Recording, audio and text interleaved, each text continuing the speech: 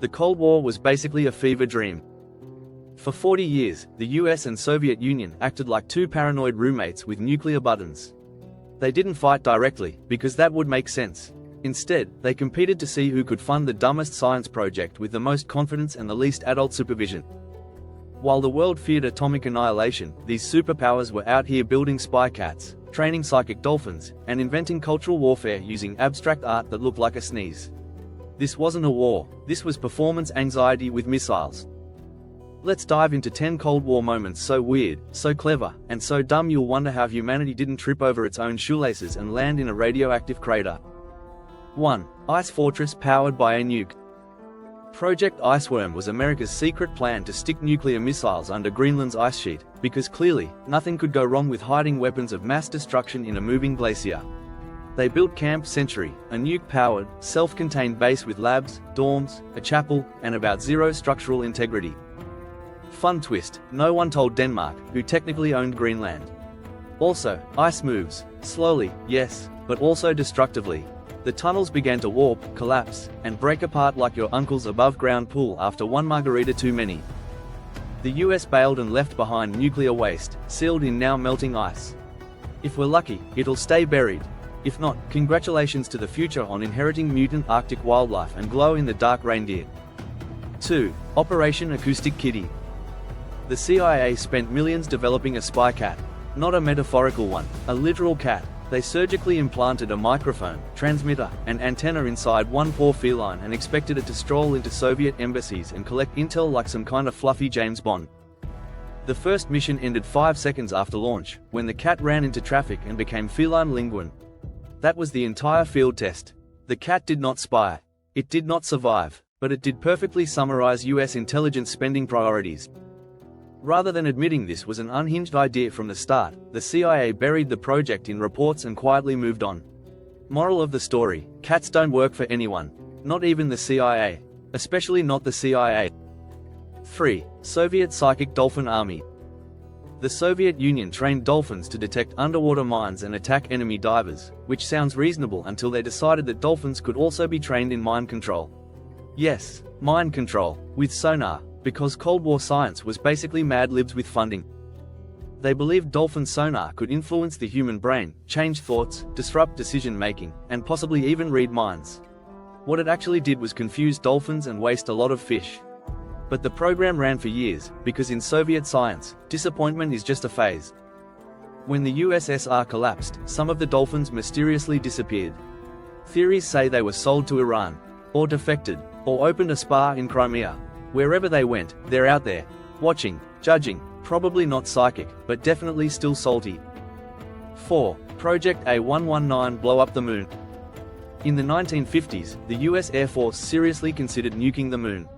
Not because the moon was a threat, but because they thought a massive explosion visible from Earth would impress the Soviets. The actual plan was called Project A119, and somehow Carl Sagan was involved. The idea was to say, look, we can destroy the moon. Now imagine what we'll do to you. This is the Cold War equivalent of punching a wall to win an argument. It had no scientific benefit, just raw, testosterone-powered space flexing. Eventually someone realized nuking space rocks for intimidation might look bad on Earth, and the project was quietly shelved. The moon remained untouched, but the fact that this was ever even proposed explains a lot about Cold War logic. 5. CIA versus Castro's beard. The CIA thought Fidel Castro's beard was a symbol of his power, so naturally, they tried to destroy it. One plot involved dusting his boots with thallium, a chemical that causes hair loss. If successful, he would have woken up looking like a communist cue ball. They also tried slipping LSD into his scuba gear to make him hallucinate during public appearances. Another plan involved exploding cigars, which sounds like something out of Looney Tunes if Looney Tunes had a classified budget and zero oversight. None of these worked. The beard endured. Castro kept smoking, diving, and looking majestic while the CIA just kept building its case for adult supervision. Truly, the agency war on facial hair is one of history's most unintentionally hilarious failures. 6. Jackson Pollock vs. Communism. The CIA secretly sponsored abstract expressionist art during the Cold War. Yes, the same people who funded Spy Cats also funded Jackson Pollock. Their logic? Abstract art equals freedom, Soviet art equals boring realism. Let's win hearts with paint splatters and jazz energy. They funneled money through front organizations to promote Pollock, Rothko, and others internationally, without the artists knowing they were Cold War pawns. Imagine slapping paint on a canvas while drunk, not realizing you're fighting Stalin with every drip. It was cultural warfare disguised as art shows. And it kind of worked. The Soviets couldn't compete with the chaos. While they painted tractors and angry workers, we celebrated chaos as genius. Apparently, nothing terrifies a totalitarian regime like creative freedom. 7. Surveillance pigeons are go. Before drones, there were pigeons. Actual pigeons. The CIA trained them to carry tiny cameras strapped to their chests, fly over Soviet targets, and snap spy photos mid-flight. This worked because nobody suspects the pigeon. It's the perfect idiot with wings. The birds returned with surprisingly good intel. Unlike cats, they didn't die in traffic. Unlike dolphins, they didn't need a pool. They flew, they clicked, they conquered, while also probably pooping on enemy rooftops as a bonus act of disrespect. Despite being one of the most successful animal-based surveillance programs of the Cold War, the spy pigeons never got medals or recognition. Just crumbs, pigeon gossip, and the satisfaction of being the only Cold War agents who didn't embarrass themselves. 8. The Stasi smell jars. East Germany's secret police, the Stasi, collected body odor samples from citizens and stored them in glass jars for use in scent tracking surveillance. They'd make suspects sit on cloth, then seal the cloth in jars labeled with your name and unique stank. They trained dogs to identify people based on these scent samples. So if you ever sat in a Stasi chair, congratulations, you were turned into a human air freshener file. It was surveillance by Bo. And it absolutely worked. This wasn't fringe paranoia. It was institutional. Somewhere, there's a drawer full of human funk, lovingly preserved by Cold War creeps. If 1984 had a scent, it would be this musty polyester fear with top notes of oppression and nervous sweat. 9. Soviet lie detector plants. In one of the Cold War's most aggressively dumb science moments, Soviet researchers believed plants could detect lies. They wired up ferns, connected them to sensors, and expected them to twitch when people weren't being honest. These were actual KGB experiments. The logic came from fringe Western science claiming plants react emotionally to human intent. So naturally, the Soviets took that and said, let's interrogate a guy next to a shrub and trust the shrub. Spoiler, the shrub never cracked the case. No proof, no success, but they kept funding it, because Cold War science didn't need results. It just needed to look serious enough on paper to scare the West.